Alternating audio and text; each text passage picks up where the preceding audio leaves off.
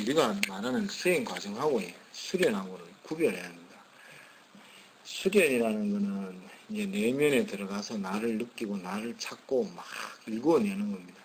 그 일궈낸 하나의 느낌, 하나의 생각, 하나의 기적인 현상이 이제 거기에서부터 수행적인 게 들어가야 돼요. 수행적인 것이 뭐냐면 경험이거든요. 경험은 제가 어제 손여사님한테 얘기했지만은 죽게 찾는 것, 밥 매는 것, 산행하는 것, 우리가 목욕을 하는 것, 물을 마시는 것, 그 다음에 일을 하는 것, 우리가 잡초를 뽑는 것, 고추를 심는 것, 빨래를 하는 것, 모든 것이 하나의 수행 과정에 들어가요. 이것들이 전체적으로 보면은 잡다한 일이자 또 잡다한 하나의 행위되지만 이것이 이제 내게서 나오는 수련 과정에서 터득된 느낌과 이 밖에서 일어났던 내가 겪어온 과정에서 이 만남을 가집니다. 만남을 가졌을 때 거기에서 깨침이 나와요. 그 깨침이 될 때 상대를 이해시키고 또 상대에게 막힘없이 전달할 수도 있고 내 내면은 더욱더 익어가는 겁니다. 근데 대부분 사람들이 이 수행만 해서 이제 깨달음을 가져요. 깨쳤습니다. 근데 이 깨침은 반 깨침이라 하래요.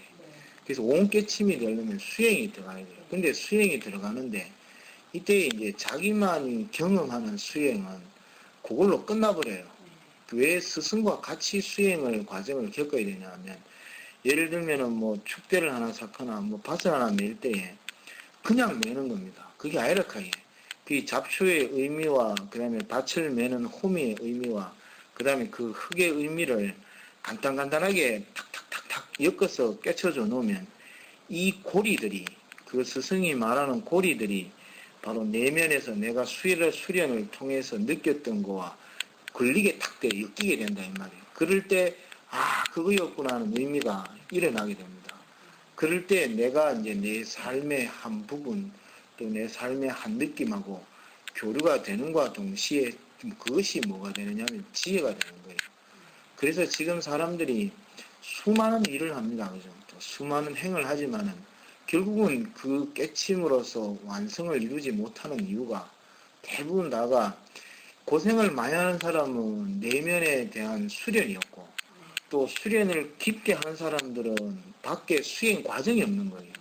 그러니까 이 두 개가 만나야 되는데 그러니까 전부 다 고생 많이 하는 사람도 들어보면 반 깨침을 가지고 있습니다. 사회적으로 고생 많은 사람 얘기를 한번 들어보십시오. 저렇게 많은 걸 알고 있나 하는데 보면 너무 관념적이고 그런 반면에 이 수련을 통해서 깨달은 사람, 깨친 사람들은 또 수많은 알미 있습니다. 근데 그게 보면은 법집에 갇혀 있게 돼요. 그러니까 내가 도라는 집, 법집, 법이라는 집에 갇혀가지고 그 이상을 벗어나질 못한다.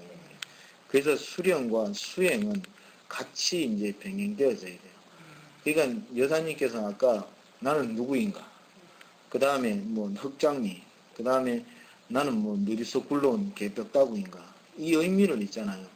여기서 찾으면은 찾을 것 같지 마이라 하게. 이것이 어디에 있냐면은 실제로 내가 이렇게 무언가를 막 하다 보면은 느낌이 와요. 어떠한 일에서 또 어떠한 상황에서 또 어떠한 경험에서 그럴 때 이거구나가 되지. 내 스스로가 깨달은 하나가 내 내면에서 이거구나라고 느낌이 오는 것은 반드시 내가 과거의 그러한 경험의 현장에 의해서 이거구나 본다 하예. 아무런 경험이 없는 것이 이거구나가 안 된다 하예. 아시겠습니까? 그래서 이게 수련 과정이라는 거죠. 그래서 수련과 수행은 항상 병행하면서 그 병행을 통해서 익어가야 되고 익어간 것은 반드시 향기가 나야 합니다. 그 향기는 결국은 뭐냐면 따사로운 햇볕과 그다음에 그름의 어떤 조화의 원리에 의해서 나타나는 거예요. 그래서 지금 수련한다는 사람이 이제 수행 과정으로 넘어오는 곳에서 스승과 제자의 어떤 연분에 의해서 서로가 서로를 이렇게 엮으면서 어떤 익어갈 수 있는 과정들을 꼭 거쳐야 합니다.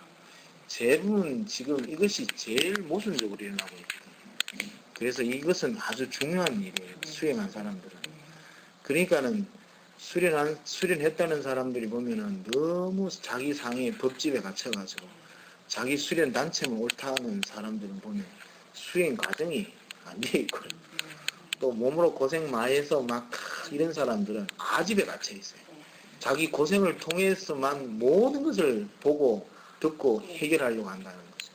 그리 되니까는 수련이 없는 사람은 아집에 갇혀 있고, 또 수련은 했는데 수행이 없는 사람은 법집에 갇혀 있고, 이 두 개가 막 서로 어떤 오감이 없이 서로 간에 어떤 견제만 하고 있다는 거예요. 그래서 여러분들이 뭐 축대를 하나 쌓고 그 다음에 뭔가 하나씩 하는 것들은, 산행을 하나 하는 것들은 대부분 다가 이와 같이 일어나는 거랄까요. 지금 우리 노고단 수행을 갔잖아요. 그것도 수행 과정이랄까요. 그 노고단에서 본 일출, 또 우리가 화엄사에서 본 화엄사에 대한 절경, 이 모든 것들이 그냥 들어온 것이 아니랄까요. 그리고 이게 시간이 좀 지나서 사범이 다시 짚는다 카예. 글이 들어가면 그게 그거였구나 할 때 다시 화엄사를 가면요, 새로운 감각의 각도가 나온다 카예. 이제 이러한 부분들을 해야 돼. 근데 이제 화엄사 자체를 안 갔다 온 사람은 그 각도를 못 집어낸다 카예. 그래서 이러한 부분들이 수행이자 또 근본의 이치로 한 걸음 한 걸음 들어가는 것입니다. 그래서 수련도 열심히 해야 되고 수행도 열심히 해야 합니다. 그 어디 선생님이 얘기했지만은 축대 하나 샀는데도 진짜 한번 보십시오. 땅을 파낸다 이 말이에요. 땅을 파내면 기초가 되거든요. 그리고 거기에 돌을 놔요. 놓으면은 아무 돌이나 올려서는 되지 않아요. 근데 전부 다 돌이 제각각이라는 거예요. 제 각자 돌인데 거기에 어울리는 돌이 있다가 해요. 그러면 그 어울리는 돌을 탁 놓고 나면 또 거기 그 위에 어울리는 돌이 있다가 해요. 근데 그 위에 돌이 그 밑에 돌한테는 안 어울린다 카예. 그게 축대가 될 수가 없어요. 그러니까는 밑에 돌에 어울리는 돌이 있고 위에 돌에 어울리는 돌이 있어요. 이 돌을 쌓는다 이 말이에요. 근데 이 돌이 또 어울린다고 해서 그냥 쌓아 놓으면은 그 축대가 또 완성이 될 것 같지만 이건 완성이 아닙니다. 또 얼마 안 가면 무너져 버린다는 거예요. 그때 들어가는 게 뭐냐면 시멘트라는 거예요. 시멘트와 위에 돌과 아래 돌을 탁 잡아주는 역할을 해요. 이게 이제 우리가 말하는 정이라는 거예요. 정이 서로와 서로를 잡아주는과 동시에 그 축대의 완성이 돼요. 그러면 축대는 그럼 왜 쌓았냐는 거예요. 바로 축대는 이쪽과 저쪽을 경계를 만들어주는과 동시에 흙이 흘러내리는 허물을 어쩝니까? 흙이 내리는 무너지는 것을 막아준다 말이에요.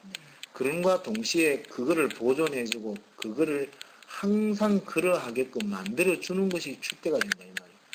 그러니까 우리 수련도 이 축대처럼 똑같은 이치라니까요. 축대를 무조건 쌓는다고 해서 되는 게 아니라 먼저 기초를 판다는 것은 내 관념과 내 생각을 이제 걷어내는 겁니다. 걷어내고 그 다음에 내가 안다는 것, 깨달았다는 것, 깨쳤다는 것들을 하나씩 놔야 돼요. 놓고 나서 거기에 나의 이제 뭡니까? 애틋함, 정성, 이러한 부분들이 하나씩 들어가는 거라 해요. 들어갔을 때에 내가 흔들림이 없는 수행, 또 흔들림이 없는 본성, 흔들림이 없는 깨침과 깨달음을 얻게 되는 겁니다. 일이 될 때에 내 삶이 안정되고 고요하고 행복스럽게 계속 유지되어 가는 거예요. 근데 사람들은 이제 그 흐름을 모르는 겁니다. 그러니 사부이 볼 때 지금 그 축대 하나에서도 내 수련의 모든 것들이 나오는 거라니까. 그래서 하나하나를 그런 식으로 해서 수행적인 흐름에 비추어서 수행해 나가면은 여러분들이 빨래 빠는 것도 마찬가지고 집 짓는 것도 마찬가지고 남편한테 제사 지낼 때 제사 음식 만드는 것도 모든 게 수행 과정에서 나오는 흐름이 될 수가 있어요. 그래서 항상 수행과 수련을 병행하면서 잘 이끌어 가야 합니다. 자기 수련을.